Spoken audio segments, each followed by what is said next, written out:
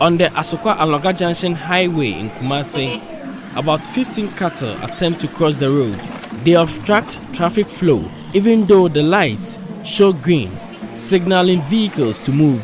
Evangelist Alex is resident of Kumasi, one of the areas with high incidence of stray cattle. Free I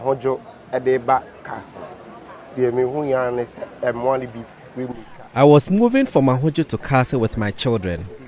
From nowhere, a cattle ran into the middle of the road. Fortunately, I spotted it early, so I applied the brake. It was very close.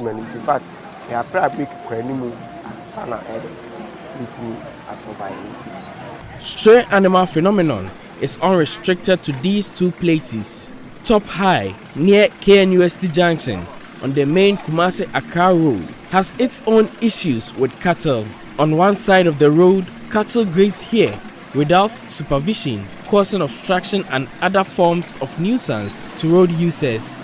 Dealing with stray animals is a responsibility of city authorities, whose repeated warning to animal owners have always fallen on deaf ears. Here is Environmental Health Officer at Kumasi Metropolitan Assembly, Isaac Basanin, on challenges to enforcement of the law. The only thing, as I told you, is the people that are going to arrest, who are the cowboys. This is our problem.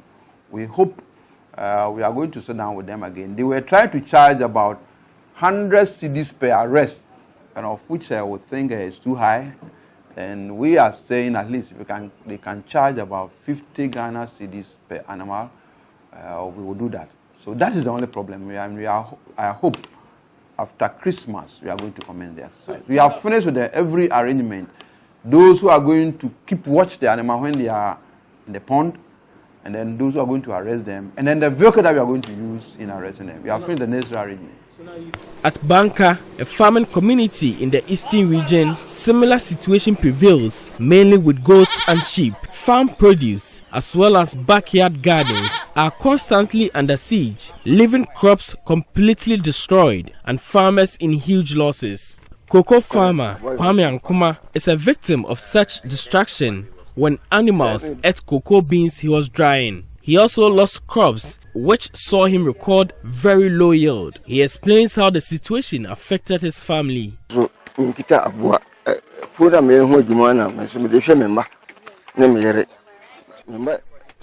I don't have livestock. I rely solely on crop farming. If you keep livestock and you allow them to destroy my farm, it means you are denying my children education.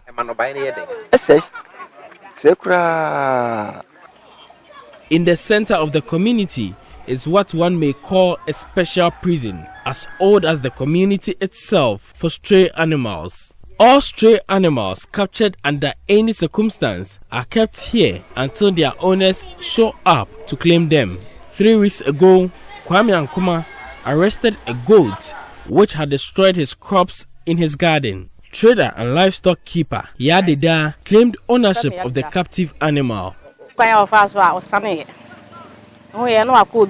She says, "I don't know how it got away to destroy a farm. It was arrested and I had to pay 50 cedis for it." 20 cedis of the amount went to Kwame Nkrumah as compensation, and the rest into community coffers for development. This experience compelled her to restrict movement of her animals under strict supervision of her daughter as shepherd. For fear of such fine, other livestock keepers here closely monitor them to ensure they never stray into people's farms. Despite the measure introduced over the years to check stray animals, they remain a concern, as happens in cities like Kumasi and Accra. Here is Banka Dikro Nana Kwame Sapon Kumankuma. It is about time we strengthen the law. We will have to ensure all livestock keepers have pens.